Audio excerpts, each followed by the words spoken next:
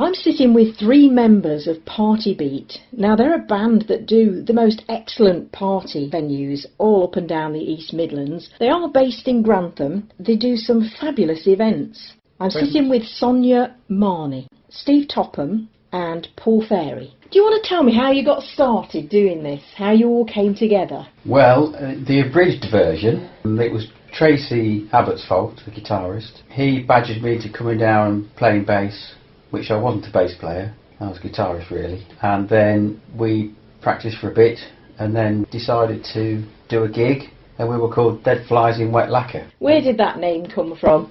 Tracy's head. And then the original drummer left, which was a guy called, a lot of local musicians will know, Phil New, and we got Steve in. Sonia used to get up and sing certain songs, and then we decided, well, that was ridiculous. So she persuaded us to let her in the band. I begged them. So then Sonia joined. So then we realised that we were all of a certain age and we could probably make 4pence a gig at this. So we decided to change our name and go for the party band theme. So instead of just playing in the pub, we thought, well, we can do this properly, spend a bit of money on gear, get Sonia in, and then we can get a couple of agents and we can go out and you know, be a human jukebox and play, you know, corporate events, big weddings and significant birthday parties. And we've kind of, it snowballed and we're where we are now. What sort of music do you play? How do you make your selections? Well, see as Steve never really has anything to do with the music, being a drummer, I'll let him explain. That was very rude to a drummer. Well, I'm used to it, especially from Paul. I think when we first started, we just basically playing whatever we wanted to play. But like Paul was saying, we start playing venues and people ask for certain songs, and you notice that some songs go down better than other songs. Then we try to move on to the more popular type of music that would please everybody, basically. So the set began to build from songs that we like. We still like most of them, but we put songs in that people request or whatever, and we end up, especially at weddings or whatever, find out that you end up playing the same type of songs, the most popular ones, like the Bryan Adams or whatever, and would always get stayed in, so you just end up playing them until you find the ones that are not so good, which you drop out and just replace them with more popular ones and just keep basically trying to please your crowd, as they say. Yeah, we kind of got a feel for it, didn't we, in the end? Because our whole ethos is getting the dance floor full. That's our job. So we kind of get once you get them on it, you know, don't keep them sit there down. as well. Yeah. We're not afraid to try a song, you know, for a couple of venues, and then we trial it, and if it doesn't go down, we'll throw it out. Test, yeah, we'll get rid of it. But we also do requests. So if it's a wedding, if somebody in advance asks us for something, we'll try it, and we'll do it for them, especially for them. That's part of our wedding package. For instance, we played at the Rutland Water Golf Club, very nice there and very nice couple. Before we played, they asked us to play their special song for the first dance, which happened to be Bryan Adams' song I'm Ready, which is like a nice ballady, rocky ballad, and it was really nice. And I must say, on occasions when we've played big weddings in big marquees and then they get up for the first dance and we play a really nice song, I've choked and I've had to gather myself together and oh, come on, you're meant to be doing this, and managed just to get through it and sing it. But that's a nice part of what we do. I think they appreciate it, don't they? It gives it a bit of a personal touch. Yeah. And it's their day, so we try to work please around them. them, Yeah, exactly. Within reason, yeah. Within reason, yeah. And you all share the vocals? Yes, we do. Everybody sings. Chris and Tracy only do backing vocals, but Sonia sings lead vocals, I sing lead vocals, and also Steve from the drums, which is fairly unusual for a drummer to be able to do anything musical, but he sings as well. So what are your favourites? What sort of stuff do you do? Well, we do anything from the 60s up to present day, and we do. We do a mixture, don't we, to cover all tastes, because particularly a wedding, you end up with youngsters and the grandparents. So it's good to do something from the 60s, and then we do something for the youngsters from the current charts. We played a wedding, and the father of the bride and the bride had prepared a dance. They started off doing Thriller, and then they went into all these dance songs like the Time Warp, and all joined together on this CD, and it was absolutely amazing. And obviously rehearsed it, yeah, but it looked really good, didn't it? Yeah, they'd set this up for the wedding. I mean, normally it's the bride and groom that we've seen them do like a syncopated dance and it worked out. But this was the father of the bride and the... What's your favourite song off this CD? You're very kindly giving us a CD here. Well, personally, I like the first one because it's the newest, the freshest track on there, and we recorded it live down at the Comedian Bar. So that's Moves Like Jagger. That's the one.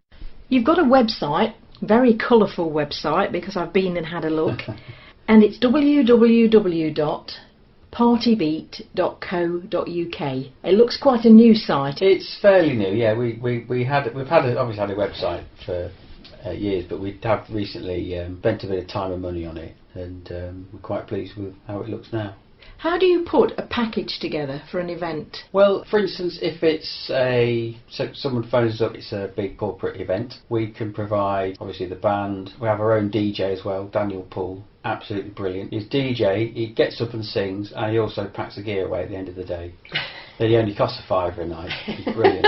You can't ask for more than that. No, I joke, it's £10. So we can provide the band, provide the DJ, and sometimes Chris will play the piano, a nice piece of chamber music or something while they're eating or the guests are coming in.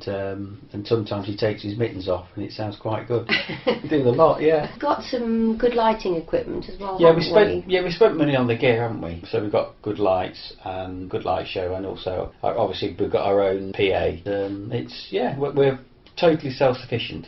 Apart from, we take one trailer for the gear and another bigger trailer for Sonia's makeup box. I knew that was coming. That's terrible. So that's quite important. But it's not as big as Steve's makeup box. So the music is actually tailored for every event. That's what we try and do, yeah. Kind of, yeah. We have a set list. Or we decided early on that we didn't want to be a band where you play a song and then everyone's looking at each other going, "Oh, what's next?" So we're very slick. So it's song 1, 2, 3, bang, bang, bang, no gaps. Then we introduce ourselves, say something, and then we carry on. So we're trying to keep everybody on the dance floor. So we've got a set of songs, but as Steve was saying, we do often tailor the set to the event. What's the strangest first dance number you've ever done?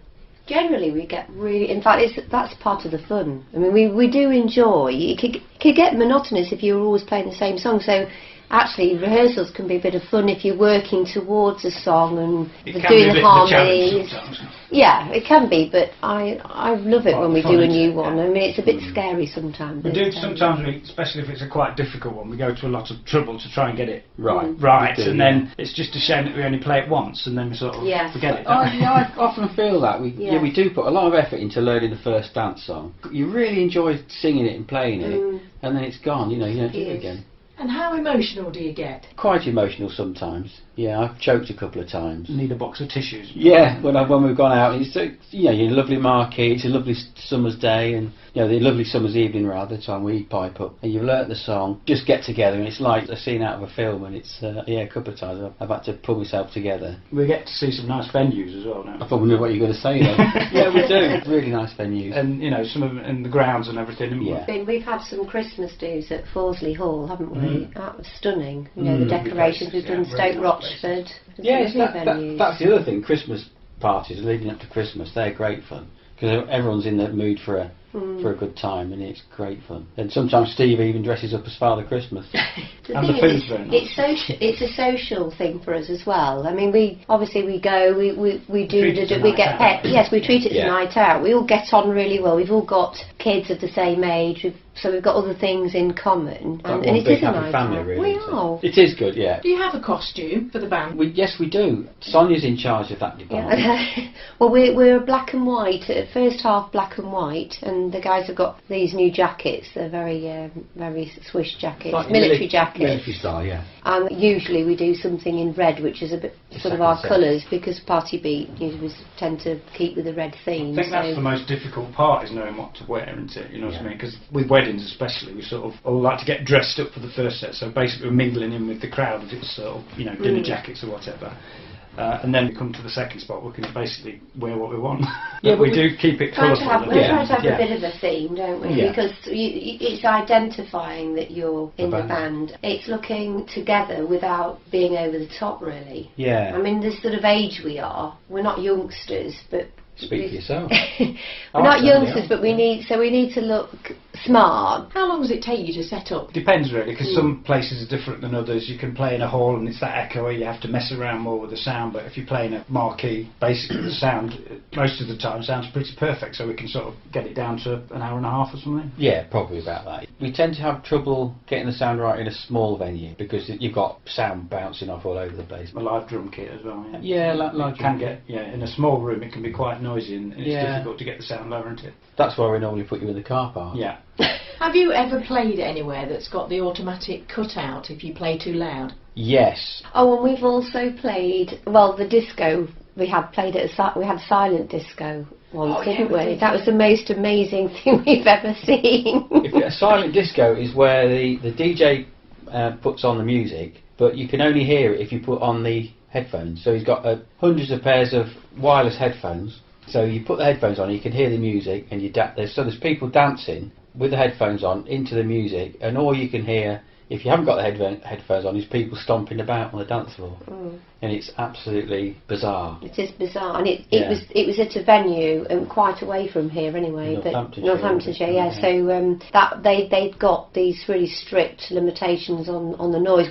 With the band, we did play live, didn't we? But very quietly. Yeah, it was bizarre. And that's really hard because the longer you play, you tend to get carried away with it.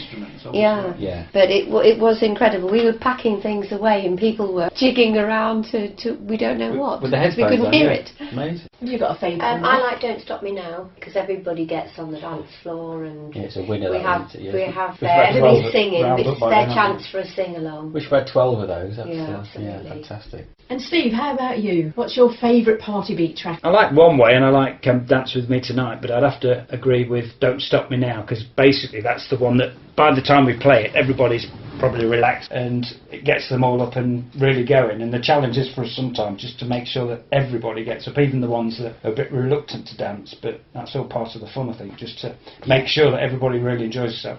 How much notice do you need to put together a decent event if somebody wants to contact you? Well, providing we're all available, because of course that's the other thing. There's 5 people to consider, but realistically, within a couple of weeks, if it's something that somebody's asked for, particularly for us to rehearse, we need a couple of weeks to get it together. But generally, if we're all available, we're instantly. Well, because we're quite self-sufficient, I suppose a drop of a hat if it was an emergency. So what's the actual lineup of Partybeat? Right, so in order of importance, Steve Topham on drums and lead vocals, Sonia Marnie on lead vocals and bass guitar, there's Chris Marnie on keyboards and backing vocals, Tracy Abbott on guitar and backing vocals, and my good self, I do vocals and bass guitar, and sometimes harmonica. And you are? Male. My name is of no importance. Poor Fairy. Thank you. Oh yeah, that's him. What about musical influences? What do you listen to when you're not playing yourself? Well, we've all got a varied taste, which helps, I think. We like anything, well, me personally, from jazz to punk or whatever. We've been in quite a few bands from an early age. There can't be many cover numbers that haven't played, really, the sort of ones that everybody likes. So I would have to say I've got a wide range of music. I like any music, really. How old were you when you started? I picked it up at school when I was around 10, and I think Santa bought me my first drum kit at about 12, and it's been downhill from there. How about you, Paul? I'm probably the same as Steve. Yeah, I started out at school. I'm also a writer. I write music, and I used to work as a professional songwriter. Now I write music for TV and film, but I really love pop music that's done well. I like all the old pop music from the 50s and 60s right up to now if something's really good, I'm a firm believer in there's only 2 types of music, good music and bad music.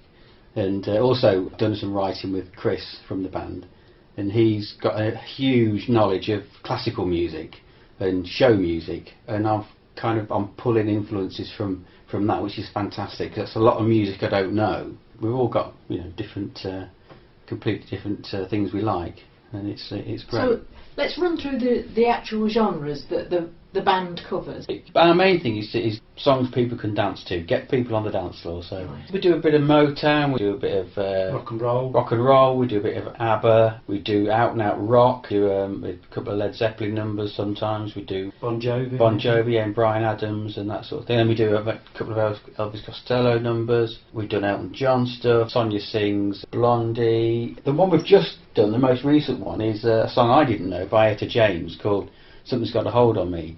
And we saw it on Jules Holland with Paloma Faith. We thought, oh yeah, that sounds good. And so we've done that version, and we've fantastic. We opened the second set with it, didn't we? And it's gone down really well. So we've kept it in, and that's something we wouldn't normally have done, that kind of song. What do you think the female voice brings to the band?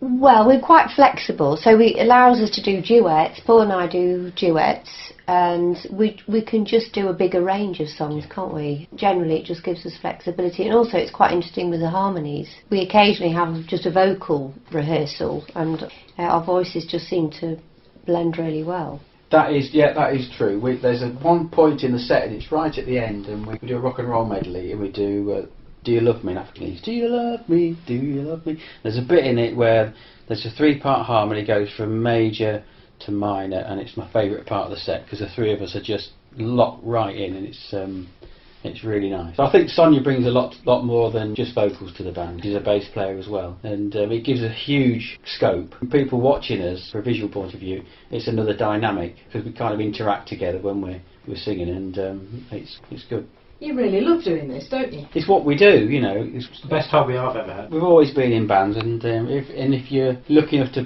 fall in with 5 people who are like your brothers and sisters, then you're a very lucky chap. What duets do you do? Well, we've done Time of Your Life. We've done that as a request. We did. And we've done Bryan Adams and Mel C.